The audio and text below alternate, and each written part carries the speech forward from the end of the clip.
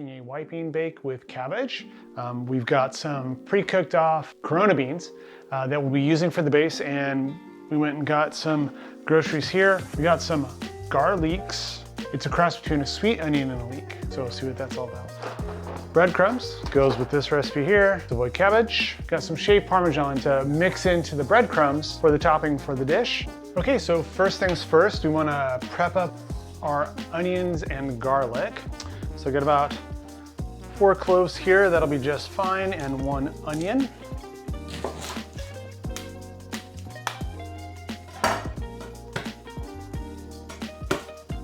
All right, so we just want to slice this onion up nice and thin, so we'll just cut it in half. Then we're just going to follow the lines. A little claw grab here to press down on the onion, and then we're just going to use the back of our fingers here as a guide to work our way down.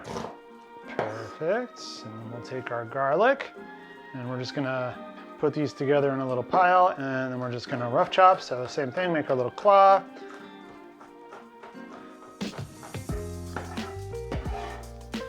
So that works there. I'm gonna go ahead and take our cabbage. We'll just take the first 2 outer leaves off here, just remove that. Let's go ahead and split this guy in half.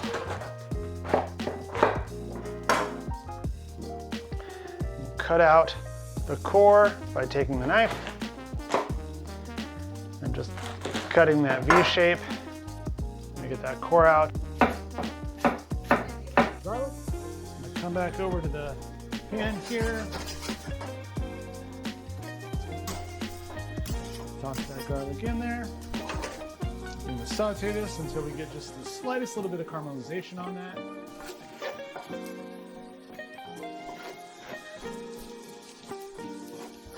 A little bit of color. Go ahead and scoop up the onions. We're just working to get the onions to a nice softened, lightly translucent. And scoop up some cabbage into the nice hot pan.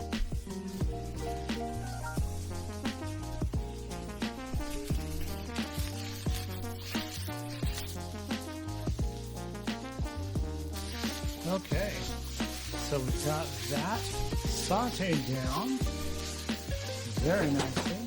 Looks delicious. Dose it with just smattering of salt. We're also going to add a little bit of thyme, maybe a teaspoon and a half. A little thymy sounds good. And we're also going to add in a couple of fennel seeds. Let's say about a tablespoon of fennel seeds. And to top it off here, we're going to give it just a couple of shakes of red pepper. Give that a nice little stir in.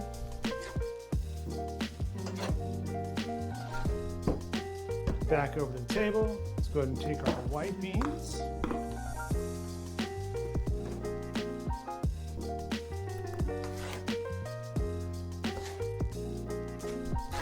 I can already smell the fennel and thyme.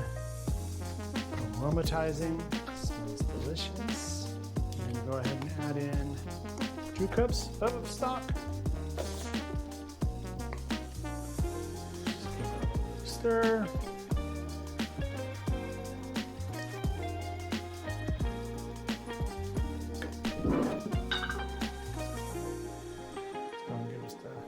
Another nice dose of about a tablespoon and a teaspoon of salt, because the beans were not salted. A nice little dash. About a teaspoon. Not too much, just enough to add the flavor. And we have our dish. Pour that in.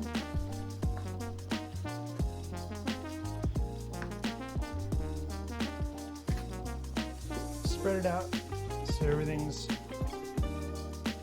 nice and even. And as I'm looking at this, I know these Corona beans are going to actually absorb more of this liquid as they break down. So we're going to go ahead and add in just enough liquid here to get to the top. 32 ounces, 4 cups. So we've got our oven set to 375. So we're just gonna put some aluminum foil over the top of this bad boy.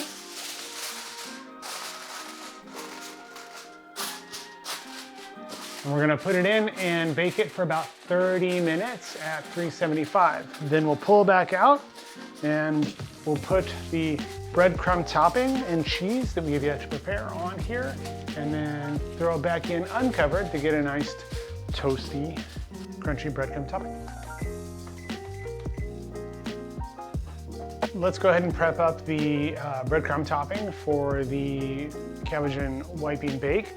We have here some croutons. They're gluten-free. We do gluten-free because Tiffany cannot eat meat. So you can use any bread for breadcrumbs. If you have bread at home, you could just throw it in a food processor or chop it up with a knife to make your own breadcrumbs. We don't have any gluten-free bread, so we're using this. We also want 1 lemon that we're going to zest into the mix, and then olive oil and cheese that we will toss in there so that when we spread it out, we get a very delicious, bright, cheesy, sharp cheesy flavor on the top of our dish.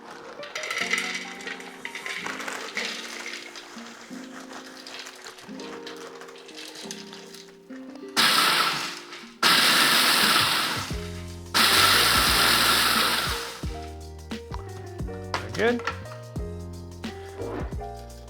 Drizzle in a little bit of olive oil, 1, 2.5.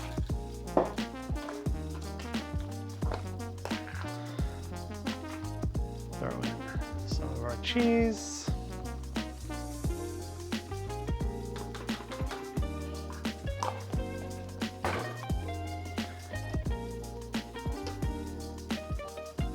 And our zest.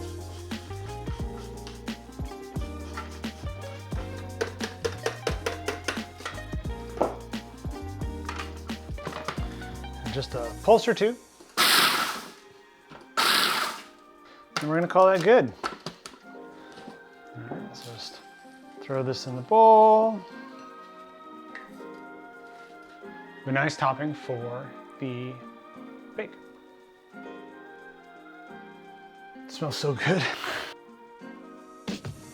So we'll go ahead and just sprinkle this on down. As the breadcrumbs hit the hot liquid in the dish, the lemon zest is aromatizing. It's very, very nice. Uncovered, back to the oven. Here we'll get a little bit faster moisture loss, and then the crumbs will get nice and brown. That cheese will toast and melt. Delicious. Let's go back in. We'll go for 20 and see what happens.